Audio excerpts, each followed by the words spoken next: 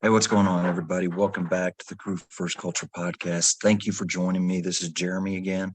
And today is going to be something that I feel another one of those areas that I've really have grown. I've really learned a lot. And I guess most importantly, I've learned how important it is to not only leadership, but life in all aspects. But that is connection. So, I'm not sure if I've talked about it here lately, but I've been really interested in just words recently, just how what words mean, how important they are, how people perceive them differently. And there's a lot of words that you can associate with leadership and with really just anything good in life that have a lot of areas of ambiguity. It's just, they mean different things to different people. Some of them can have good and bad meanings. And so it's just been something really interesting, or for me, it's been really interesting to kind of dig in to the power of words, but connection.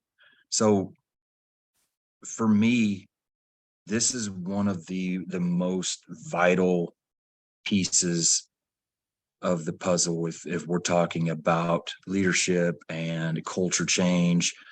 And for those of you in the fire service, that creating a, a basically a firehouse culture that is like no other. That's kind of our goal is we are fighting to create something very special that you don't find everywhere.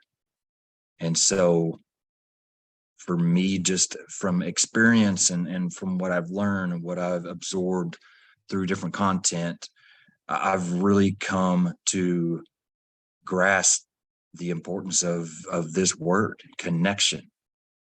Because if you look at just the baseline of what we kind of want to build or create as leaders, you could throw out all kinds of stuff: trust, respect, loyalty, just anything like that. And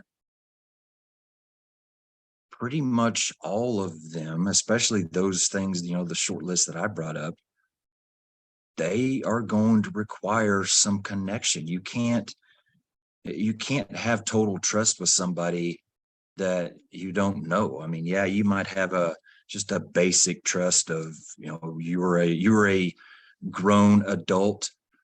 If we're discussing this as far as in the fire service, for the most part, if you are a firefighter, you're hopefully a pretty good person. So even if I don't know you, I can put some trust in you and kind of grow from there. But to have total trust, to have something that is much deeper, you got to have a connection. To truly respect somebody, it's going to require connection. Yeah, you can have the outward just respect of rank or anything like that, but it's such a surface mindset. It's such a surface thing that it only goes so far, especially if those leaders that you are giving that respect of rank to aren't doing anything to build it deeper than that. If that's the only relationship or only connection or only way that we have built any respect for somebody, then it's not going to be worth much. That if that's what you want me to respect your rank, you want me to respect the the level that you have reached. Okay, I can do that. I will respect that rank. But as far as you as a person, I'm not going to have any respect for you. And so for me, that is a much bigger deal. I don't care what you think or feel about my rank or my level in the organization. I want to be somebody that is respected because of who I am. And that doesn't happen just by showing up to work. You got to put some work in. You got to invest in people to build a connection. So, I'll just throw a question out there. How deep is your connection with your team? So if that's something you haven't thought about at all, if that's something that you can just immediately say, I don't really care, or that's not a priority, whatever. I hope that you can do a little bit of digging as far as some research and some reading and other content, because there's so much out there that deals with the importance of relationships as it relates to leadership. It's not just a Jeremy Sanders type opinion. It's very, very much studied and researched. So it's not hard to find. Some of the best stuff that I have heard on this topic, really most topics, is from John Maxwell. I'm sure most of you, or if not all, are very familiar with John Maxwell. In his book, 21 Irrefutable Laws of Leadership, one of the laws is the law of connection. And kind of the title, or whatever you want to subtitle, he says, leaders touch a heart before they ask for a hand. I think that's a pretty cool way to put it. We are reaching out and trying to build something special relationally with people, so that once that is in place, once that is growing, then we can ask for their hand, ask for help on this journey or whatever. But if we're just throwing out demands, or if we're just throwing out lists of expectations, or this is my vision, let's go do it, you're going to do it because it's whatever, you're not going to have the results that you would if you were working to make those connections. So going on with some more Maxwell, he says logic will only take you so far. In order to really get people on board with your mission, you need to connect with their emotions. So again, a great way to put it, a great quote to sit and reflect on. I'd be very interested to see what some people think about that. So for me, this whole conversation is not really anything in question. I don't feel like there is really anything to even dispute about this stuff. But it is well known that in the fire service there is a mentality. I hope that it's more of an older mentality, an older mindset that is kind of going away. But I can't tell you how many times I've heard, once you become an officer, once you step into a formal leadership role, you have to separate yourself from those that you lead. And I hate hearing that. And even worse is I hate seeing people lead like that. It almost, I don't know, it puts like a burden on me, because I feel like it's so unnecessary. Am I advocating to be everybody's best friend and buddy, and that's what we are first and only? No, I mean, it's not realistic to be that way, and it's not even something that I want. But I am going to do my best to establish relationships with my people. I'm going to do my best to create friendly, just friendly relationships. And if it's something that produces good friends, like something you would consider a good friend or even a best friend, okay, that's great. I'm not necessarily striving to be everybody's best friend, but what I am trying to create is an environment that I know my people. I know who I'm working with. And even beyond that, I'm trying to create an environment in which we all know who we're working with.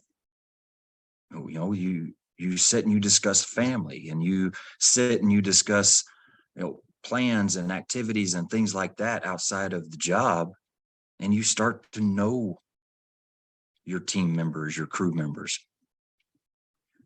Something that I really try to stress, and I don't, it's not like I say, do this or else, but use your spouse and your kids' names. When you're telling stories at the Firehouse table, or talking about family, don't say, well, my wife, this, one of my daughters, one of my kids, my son, my husband, whatever. That's how we talk to people that we don't know, people that aren't really of any consequence to us. But if we're truly trying to build relationships, then use names. My wife Erica, she's doing this, or Erica's a nurse, whatever. Use the names and get to know the names of everybody. I've got 7 kids. I never will expect any of the people I work with to know all the names of my 7 kids, but they know my wife's name. They know at least the younger kids' names that are still in the house. We've got a few that's moved out that probably I don't bring stories up as much because they're not around, but I'm sure they know at least a few of them, because I have a few that there's a lot of stories to tell. So, and that's important. That's important to build that bond, and that at the very least a just a foundation of closeness within each other. I think that connection, for me, in my opinion, is one of the most powerful tools a leader can use to create positive cultural changes. Like I talked about at first, if you're wanting to build trust and respect and just buy-in, even, you're not going to have a very good, the odds of you doing these things without investing time in your people is very slim. They need to know that you care about them, that you respect them, that you are part of the team. Once they know that, they are going to be much more likely to buy in. They are going to be much more likely to respect who you are, not what you are. They're going to be much more likely to be open with you, to feel safe, creating an environment that promotes vulnerability and just openness, which is another really great thing to really strive for in that Firehouse culture. Something else that I've heard that I really truly agree with is people will forget what you say and do over time. That's just how it is. You go to all these classes and you might absorb a very little bit, especially over time. But people will never forget how you made them feel. So going back to the class, thinking about it as far as classes, you think back through time of some things that you've been to, some classes you've been to, some speakers that you've heard. How much of that content do you remember?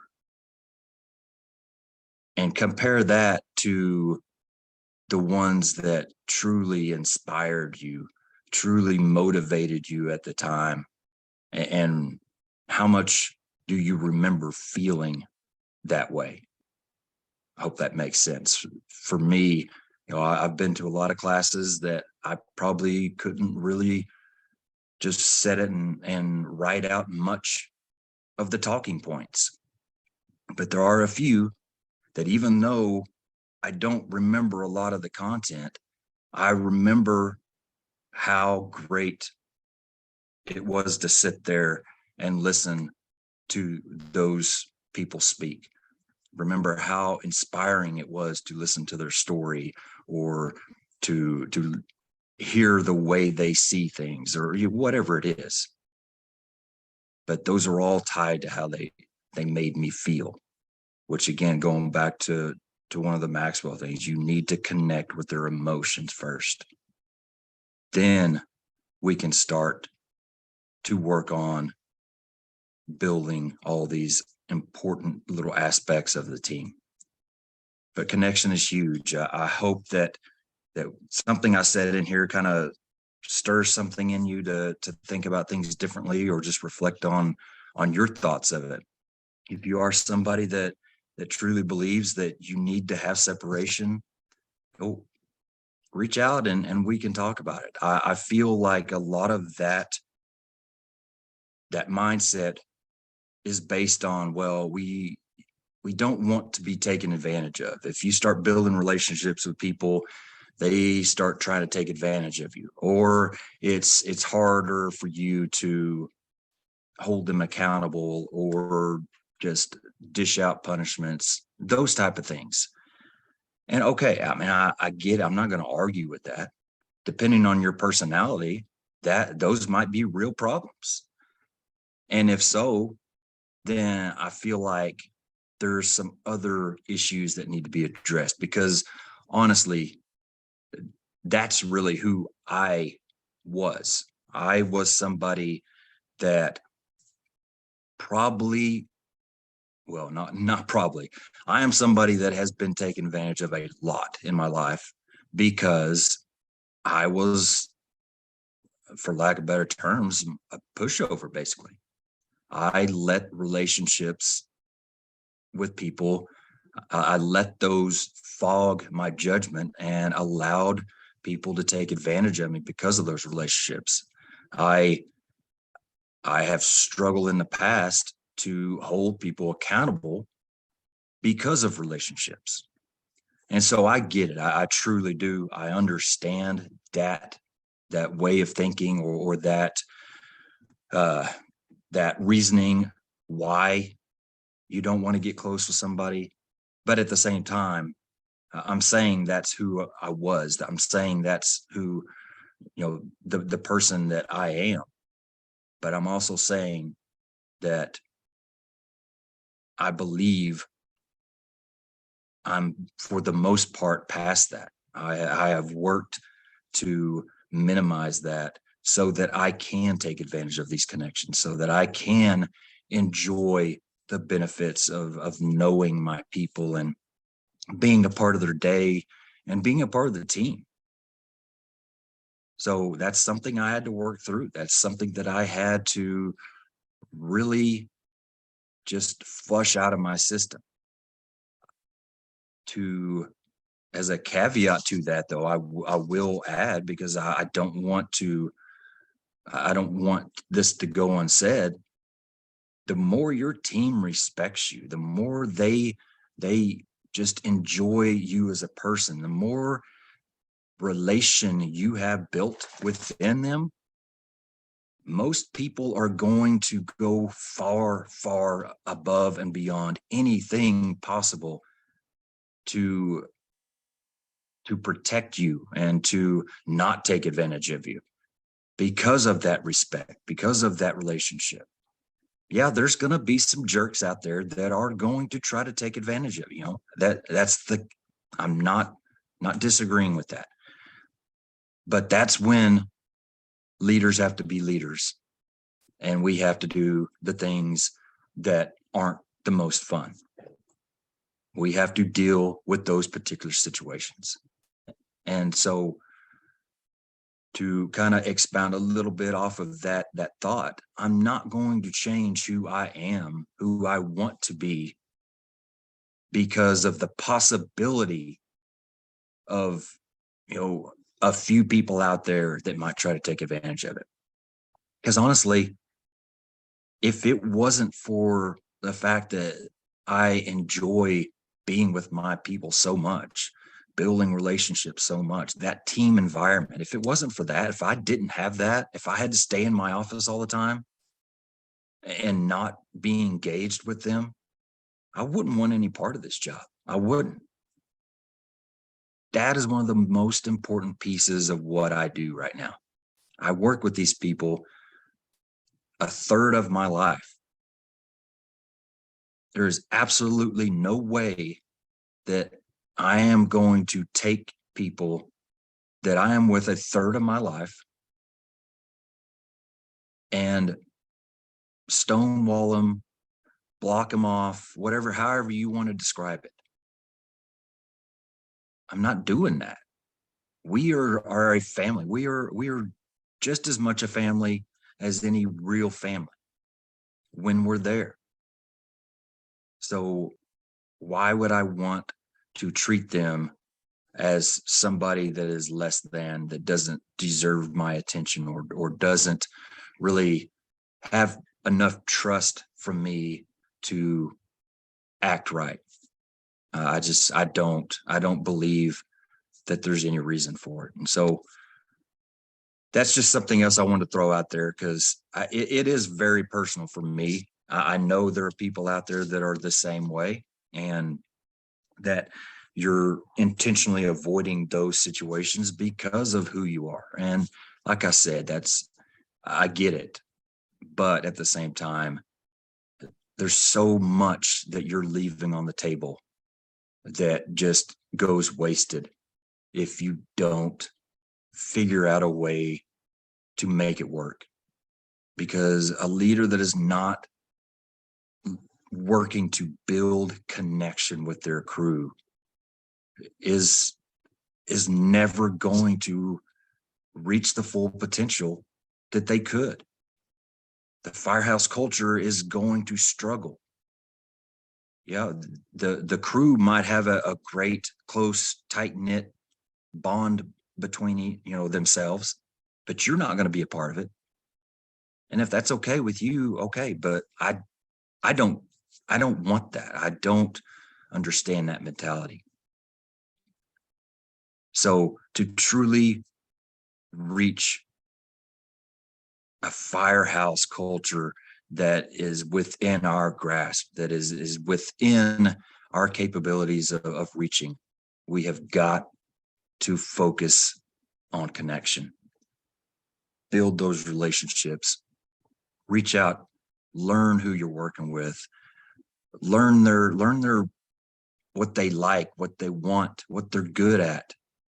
Use those in empowerment situations and ways of just creating leadership opportunities for them.